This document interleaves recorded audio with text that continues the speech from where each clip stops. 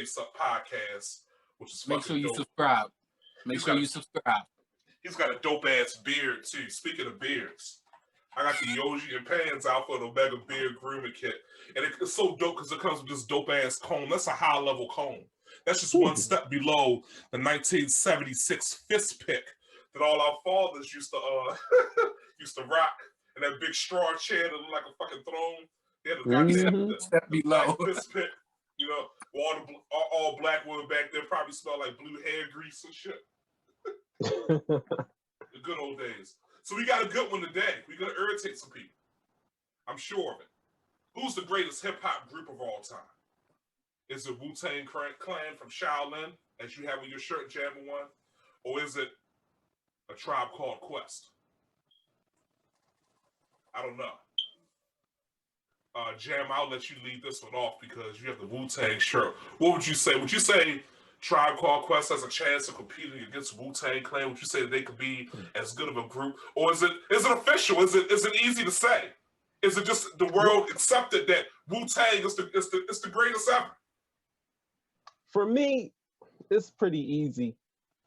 And you know, I gotta go with Tribe. I mean, Wu-Tang is great.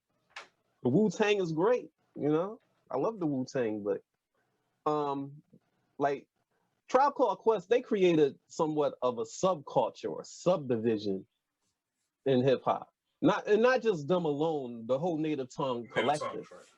You know what I mean? They created a whole subgenre of the style that a lot of people use still to this day.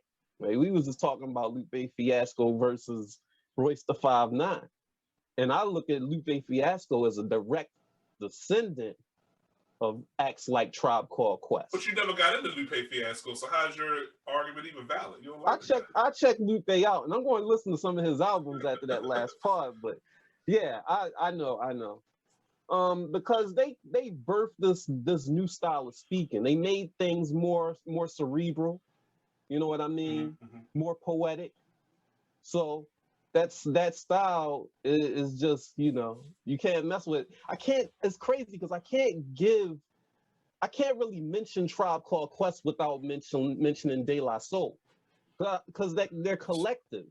You know what I mean? While Tribe had like this vibe, De La just had the style, and he was like, oh, okay, well, I don't have to be explicit when I rap. I could rap poetry, you know. I can be expressive. I can say what's on my mind. I don't have to front, you know, to be the coolest kid in the class. I can still be kind of a geek and still be dope as a rapper. You know what I mean? They didn't have to submit to street culture. They were honestly expressing themselves. That's what hip hop is supposed to be about: creativity and skill level and artistry. So, but is Tribe by itself better than Wu-Tang, or are you trying to bring in the collective as your argument? Do they need the whole Native Tongues? I'm not going to do that. I'm just like via that. Tribe Called Quest is my favorite group. Okay. And the way those beats hit, you know what I mean? The way them beats hit and the way they ride them tracks, when them joints come on in the club, yo, you can't mess with Tribe, yo. Plus that live show, that live performance, oh my God, rock and roll, baby. Rock and roll. What would you say about this? Would you lean towards the Wu-Tang Clan from Shaolin, Allen, or are you gonna go with the mighty Tribe Called Quest?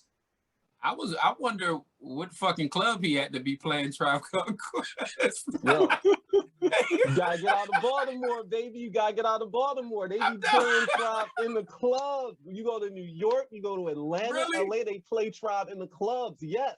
That is dope as shit. I'm gonna be honest, right? Because at the end of the day, you got to break it down like, you know, neither one are my favorite groups. Mm-hmm. With the comparison of the two, I have to go with Tribe just because Tribe inspired a generation.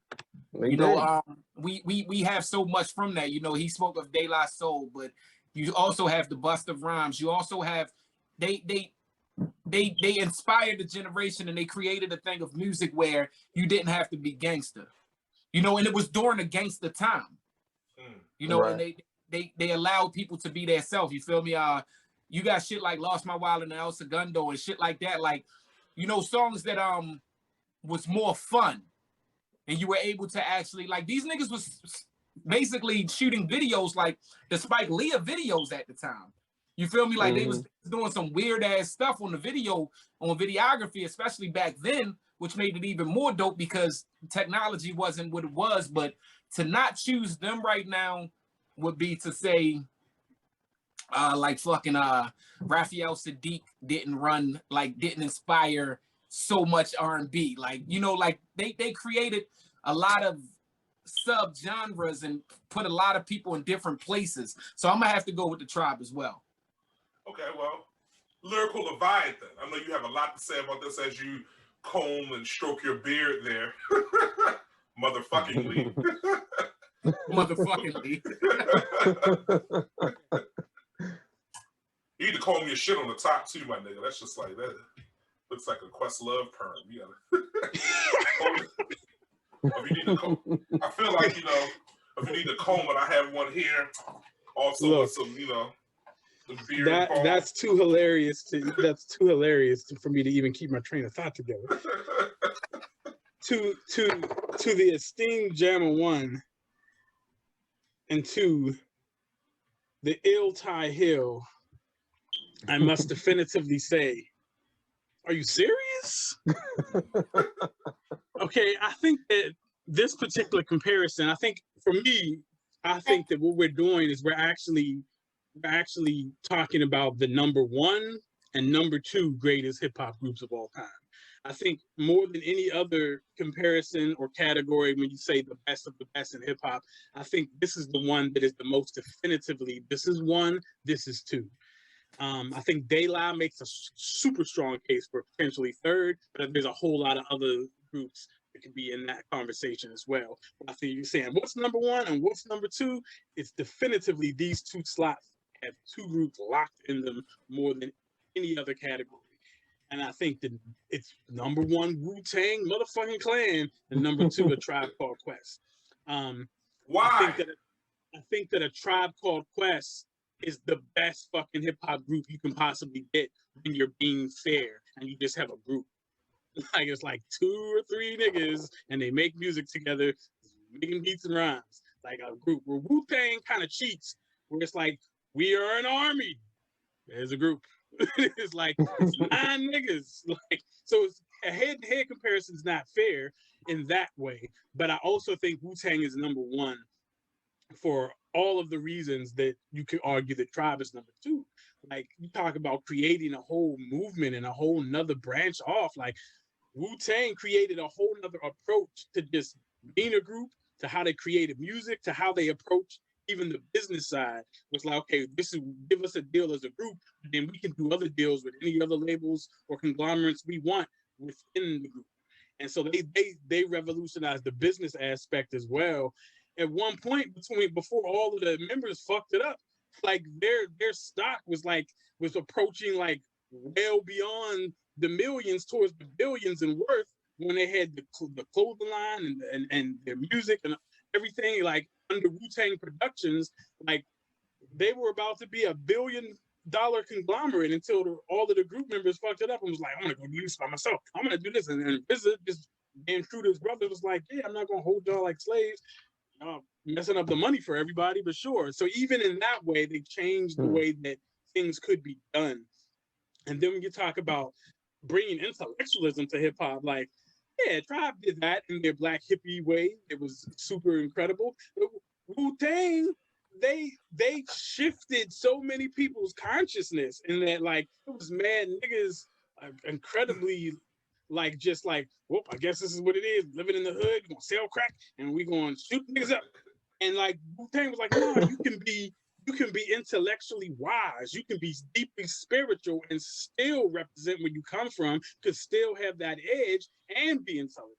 Like they had me rapping words as a kid that I didn't even know the meaning of yet, because it was Wu-Tang style. It was like you can say conglomeration and rhyme it with whatever you want. You could be a nerd, but you can also be cool. And like then the way they got the spirituality into it, they did for the Nation of Gods and Earth ideology through hip hop, what Rakim did in the 80s, they brought it to another level in the 90s, where like they had people calling each other gods. And so like that was a whole psychological and mental paradigm shift that they brought to the world through their music.